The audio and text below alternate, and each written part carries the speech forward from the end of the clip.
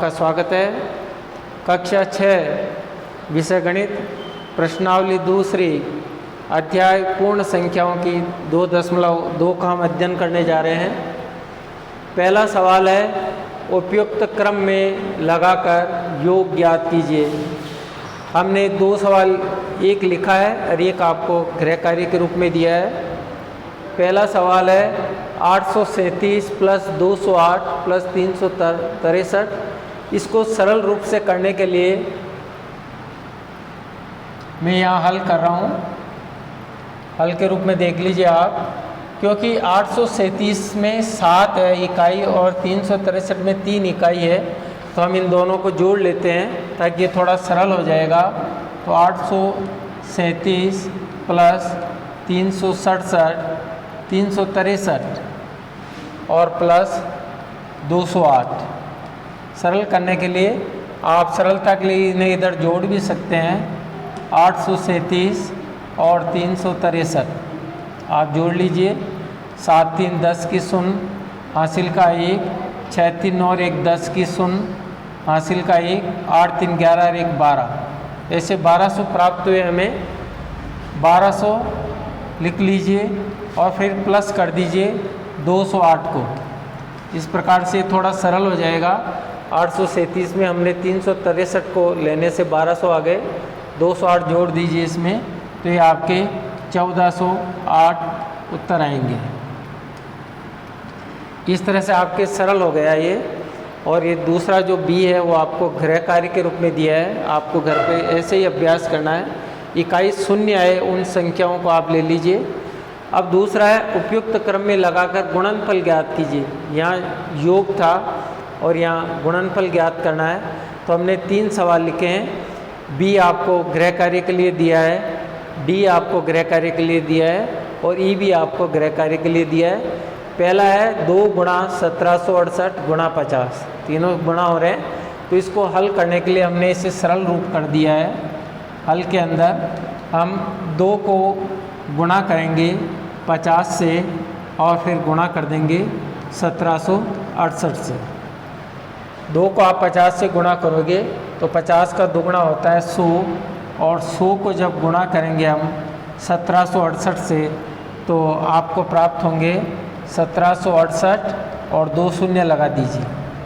अगर आप इसे इधर गुणा भी करेंगे तो आप अगर 3 शून्य होते हैं 3 लगा दीजिए, 10 का हो तो 1 शून्य लगा दीजिए। 1 शून्य इकाई दहाई के रूप में लगाने से हमें संख्या प्राप्त हो जाती है। आप देख लीजिए 1,76,800 इसके एक का उत्तर आएंगे। ये एक का उत्तर है। अब हमने बी आपके लिए छोड़ा है। सी है 8 गुणा 291 गुणा 125। फिर इसको सरल रूप में करने के लिए हम 8 को 125 से गुणा करेंगे और उसके बाद में 291 से गुणा कर लेंगे। तो हल देख लीजिए, मैं यहाँ कर रहा हूँ हल। आप 8 को ले लीजिए कोष्टक में, 8 गुणा 125 और गुणा 291। अब 8 को 125 से गुणा कर लीजिए तो 25 8 200 होते हैं, और वैसे 800 और 200 1000 होते हैं।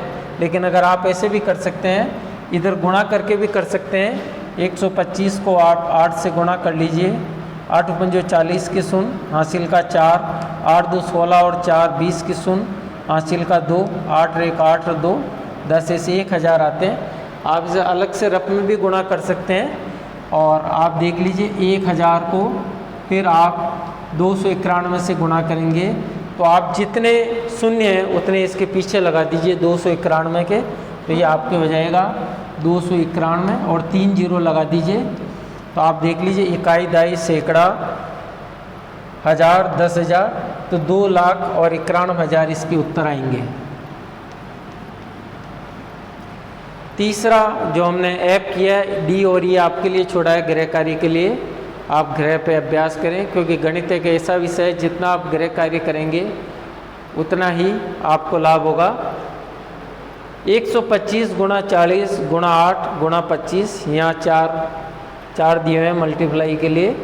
तो आप देख लीजिए सरल करने के लिए मैं हल कर रहा हूँ। आप 125 को गुणा कर लीजिए 8 से और 40 को गुणा कर लीजिए 8 से। तो 125 को 8 से हमने आगे भी गुणा किया है। 125 को 8 से गुणा करने पे 1000 प्राप्त होता है। तो 1000 कर लीजिए, 1000 और गुणा 8 चौक 32, 320। ऐसे कर सकते हैं। आप चाहे तो इधर भी कर सकते हैं, जैसे मैंने आपको गुणा करके बताए हैं, ऐसे आप इसको इससे गुणा कर सकते हैं। हाँ, थोड़ा सा देखो भूल हो गई है। यह 125 गुणा 40 गुणा 8 गुणा 25 है। तो 125 को जब हमने 8 से गुणा किया है तो 40 को हमें 25 से गुणा करना है। मैंने पुनः वही ले लिया 8। आप यहाँ 40 गुणा 25 कर लीजिए। 40 गुणा 25 करने से आप चाहे तो इसको अलग से गुणा कर लीजिए। अब इधर गुणा कर लीजिए आप। 40 गुणा 25 आप ऐसे ले सकते हैं। पहले 5 से कर लीजिए, 0 5 20, फिर गुणा का निशान लगा लीजिए। एक बार गुणा हो गया तो 2 से किया 0 और 4 दूनी 8। इस प्रकार से ये आपकी ये भी 1000 ही आए हैं। 1000 यानी कि 25 चौक 100 और एक बिंदी 1000 होते हैं। ऐसे ये 1000 हो गए। आप गुणा 1000 को 1000 से गुणा करना है तो 3 शून्य इधर है और 3 शून्य इधर है, ये जुड़ करके 6 शून्य हो जाएगी। इस प्रकार से आप लिख सकते हो 1 2 3 4 5 और 6। इस पर आप ध्यान देना प्रिय विद्यार्थियों, जब भी शून्य हो तो आप गुणा करते हैं तो उन्हें जोड़ लीजिए। अगर यहाँ 2 शून्य होती, यहाँ 2 शून्य होती तो ये 4 शून्य हो जाती। यहाँ 3 शून्य और 3 शून्य दोनों को हमने जोड़ करके लिख दिया। इस प्रकार से सरलतम विधि है। आप ऐसे चिन्ह भी लगा सकते हैं। तो इस प्रकार से ये आपके 10 लाख इसके उत्तर आए।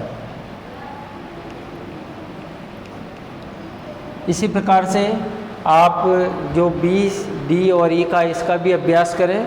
जितना आप अभ्यास करेंगे, आपके जितना ज़्यादा अभ्यास करेंगे उतने आपके सरल होता जाएगा। रफ कॉपी में जितने ज़्यादा आप सवाल करेंगे, आपके प्रश्नों को सरल करने में सुविधा रहेगी। आज विद्यार्थियों, एक सवाल और मैंने आपके लिए लिखा है क्योंकि वीडियो थोड़ा कम समय का हो रहा था।